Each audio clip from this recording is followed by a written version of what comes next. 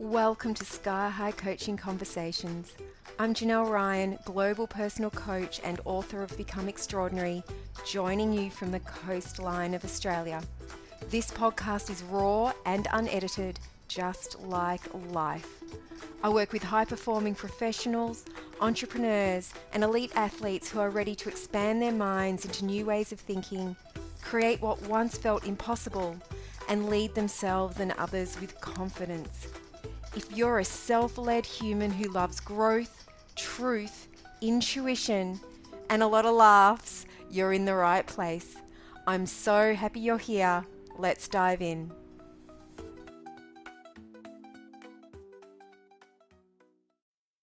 Hello, welcome back to Sky High Coaching Conversations. I'm Janelle Ryan. I'm so happy you decided to join me today. As always, listen along, note down any insight, any thought that comes up for you. And then after this episode is over, you can decide what you might like to do with those insights. Today, we're talking about the power of language. If you have been a client of mine currently or in the past in any capacity, you may be rolling your eyes right now because you have a very good understanding of the importance I place on language. And you've hit play to this episode knowing what it's about. So you're obviously ready for more. Today, I'm going to start with a question for you. Do any of these phrases feel familiar? It's so hard. I'm fighting against the fear. This is a crisis. I just know this conversation is going to be confrontational. I keep hitting a barrier. There will be good days and there'll be bad days. I'm just not confident enough to do that. Now, these are only words, right? Maybe, maybe not. So as I said, today we're going to talk about language, not in a perfectionistic, let's police every word you say kind of way, not in a you're not allowed to say anything negative kind of way, and definitely not in a way that turns your words into one more thing you need to get right in this life. Because that's exhausting and we're not doing that. This is not about pretending everything is easy, wonderful, champagne, puppies and rainbows, or high vibes, when sometimes it clearly isn't. Life is going to continue to offer moments that stretch you, moments that ask more of you, moments that invite you to meet yourself in a completely new way. So our practice isn't to deny those moments. They're going to happen. The practice is to notice whether the language you're using is helping you meet them with more clarity, more choice, and more calm. Because here's the thing, my beautiful friend, your words give instructions. They give instructions to your attention, they give instructions to your body, they give instructions to the part of you that decides whether you're available, resourced, open, ready, or whether you need to brace, defend, fight, and protect. And this is why language is not only a mindset practice. This is self-leadership. It's body awareness. It's a window into the relationship you're having with your own power. When you say, this is going to be hard, your mind starts gathering evidence to make you right, to make it so. And as it finds that evidence, your body begins to tense. You haven't even started yet. And now your energy is being directed towards endurance. This is something I have to endure rather than creativity. When you say something like, I'm fighting against fear, your nervous system hears battle language. It prepares for conflict. You start donning your armour, maybe even grabbing a sword. Now, in that moment, you may think you're being brave, and I promise you in many ways you are. But a lot of your energy is now being used for protection rather than presence. When you call something a crisis, you may unintentionally place yourself inside a story where you're overwhelmed, powerless, or already behind. And maybe it isn't a crisis. Maybe it's an event, a situation, a moment, Maybe it's a decision, a conversation, or a season that you're learning how to navigate.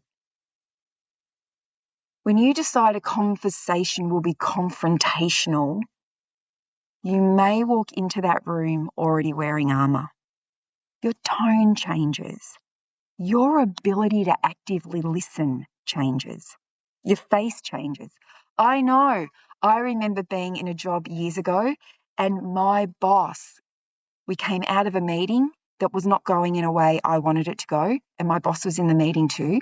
And afterwards, he sat me down and said, "You have to watch your face." All your expressions come out on your face. Everyone in that meeting knew how displeased you were, right? Your face, something I've actively worked on. Your face changes and the other person feels that, even if you're saying all the right words. And suddenly the conversation you feared begins to become the conversation you predicted, and guess what? You helped to create. This is why your language deserves your attention. Not obsession, not judgment, attention. Because your words shape how you meet the moment before the moment has even arrived. And this is especially important in business, leadership, relationships, and life transitions, because so many of the moments that ask more of us already create tension inside us, right? Asking for the fee, asking for the pay rise, naming the boundary, asking someone out on a date, sharing the idea, giving the feedback, saying no, saying yes, admitting you want something different, letting yourself be seen wanting more. If the language around those moments is full of force, fear, resistance, or apology, you may walk into them already feeling tense, defensive or unsure or uncertain. You may shrink. You might over-explain. Oh my gosh, you may people please. You may delay, over-prepare. You might try to control the outcome. Or you might overcorrect. Or your tone may become sharper than you intended it or wanted it to. Because somewhere inside you, you decided you needed to protect yourself. But guess what? The beautiful news, the great news, the good news, if we're using language, let's use it all. There's another way. Yay! You can begin to use language that helps you meet the moment with more clarity, choice, and a quiet strength. Language that helps you show up the way you actually want to show up. And I'm not talking about fake language or fluffy language.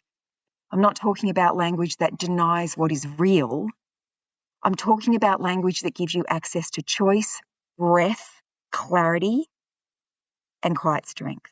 So this is so hard might become, this is important and I can take the next step.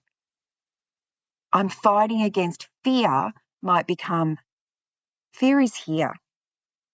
And you know what? I can meet it with curiosity. This is a crisis might become, you know what? This is a moment, this is a situation that requires my attention. This conversation will be confrontational, may become, this conversation may be honest, clear, useful, and real. I keep hitting a barrier might become, okay, let me find another way through. There will be good days and bad days might become, there will be days with more energy and days with less. And you know what? I can honour both. And I'm not confident enough might become, confidence will grow as I move. Did you hear and notice the difference? The second version doesn't deny the stretch. It doesn't pretend you're suddenly fearless, certain, or endlessly calm. It simply stops handing all your power to the problem. And I think this is the real invitation, not to be endlessly positive. Whew, that's exhausting. To be precise. Because positive thinking can become another performance, can't it? Another way to silence what's actually true and real. Another way to tell yourself that you should be above the very human experience of fear, discomfort, disappointment, uncertainty, or desire. And I know I've thought that way before. Precise language is different. Precise language asks, what is actually happening here? Is it really a crisis or is it a decision? Is it really confrontation or is it an important conversation? Is it really a barrier or is it a place where your usual strategy has reached its limit? The thinking that got you here may not be the thinking that gets you there. And are you truly not confident enough, or are you waiting to feel certain before you let yourself begin? And that's such a big one, isn't it? Because so often we tell ourselves, I'm not confident enough. But sometimes what we really mean is, I don't want to feel exposed, or I don't want to get it wrong, or I don't want to be judged, or I don't want to find out what happens if I actually back myself. And those are very different sentences.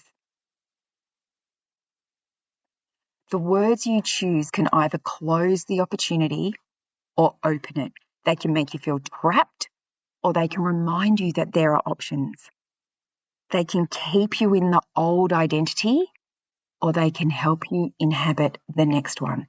And this is where the practice becomes powerful.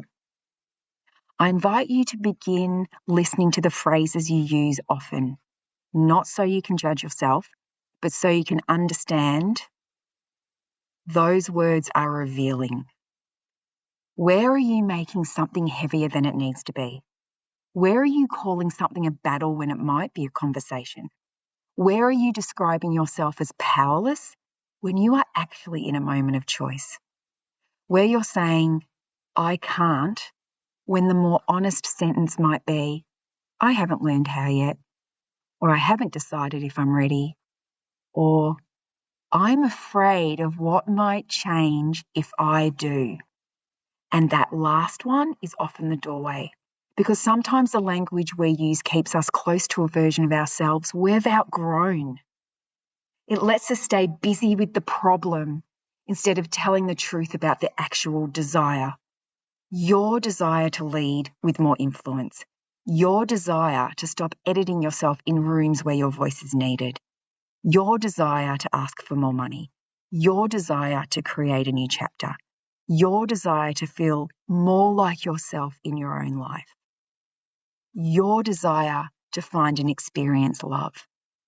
Your desire to stop waiting until you feel perfectly ready. And now, of course, here's the thing. Changing your language will not magically change everything overnight. It doesn't mean that you're never going to feel fear, pressure, grief, or irritation or uncertainty ever again. You're human. Welcome to the human race. All of that gets to come with you. Oh, the joy. But changing your language can change the way you meet those moments. It can help you soften, breathe, and see it more clearly. It can remind you that you have choices. And it can help you stop giving your power away to words that were never neutral. So the question I want to leave you with is this. Is your language supporting who you're becoming? And if your answer is, not always, beautiful. That's not a problem. That is awareness. And awareness is where the next choice begins. And I invite you to begin gently. Listen for the words that tighten your body.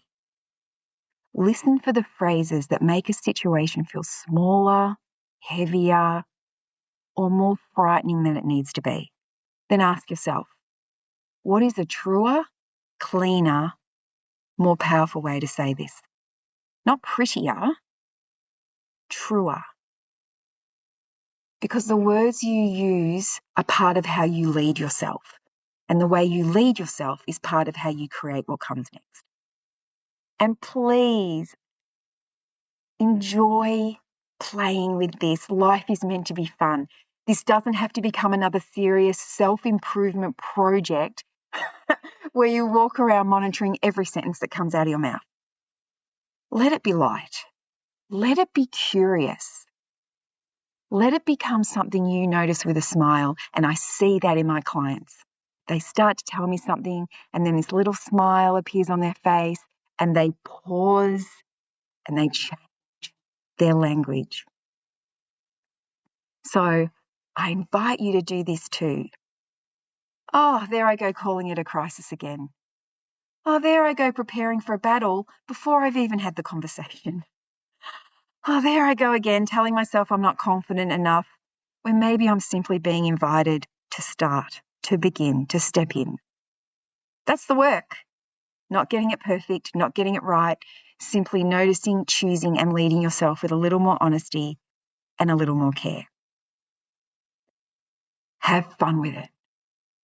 Now, my beautiful friend, if this conversation resonated with you and you're beginning to notice how the words you say to yourself and others may be shaping your confidence, decisions, and sense of what's possible, I've got 2 complementary blueprints that may serve you beautifully. The Unshakable Woman Blueprint is for the intelligent, high-performing woman who's ready to stop over-preparing, over-explaining, and quietly questioning whether she belongs in the room. Now, this blueprint is going to help you notice the inner language that keeps you second-guessing yourself, and you can begin leading yourself with more clarity, presence, and quiet, unshakable strength. And it's my gift to you. Now, Success Was the Warm-Up is for the accomplished woman who has built the life that once upon a time she imagined, and now she's realizing another chapter is calling. So this blueprint is going to help you listen more closely to the words, desires, and quiet truths rising within you now so that you can begin to create what's important in this next season of your life. And it's also my gift to you. You'll find the links in the show notes. And now, they're I'll say complimentary. They are complimentary blueprints you download, you work through on your own. If you're ready to go deeper, if you're ready to be in a room with me, if you want it to be with other people also, the Soft Strength Salon is where we work with this in real time, not as a theory, but in the conversations, decisions, and dynamics where your language, power, body desire, and self-trust meet. Because your words are not simply words. They're part of the way you come home to yourself, hold your ground, and create what comes next. Or if this feels like something you prefer to explore privately, you're also welcome to inquire about private one-to-one coaching. We'll pop both those links in the show notes as well. Thank you so much for being here today. Thank you so much for listening. I hope this gives you something useful, something practical, and maybe even something a little playful to take into your day. Until next time, keep expanding, creating, and leading, and I'll catch you again on the airwaves. Enjoy the rest of your day. Bye.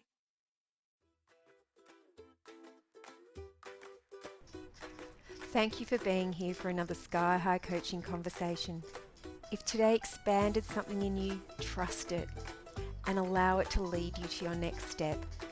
Take what landed, leave what didn't, and keep creating the life and vocation that feels unmistakably yours. Until next time, keep expanding, keep creating, and keep leading with clarity, courage, and a little magic.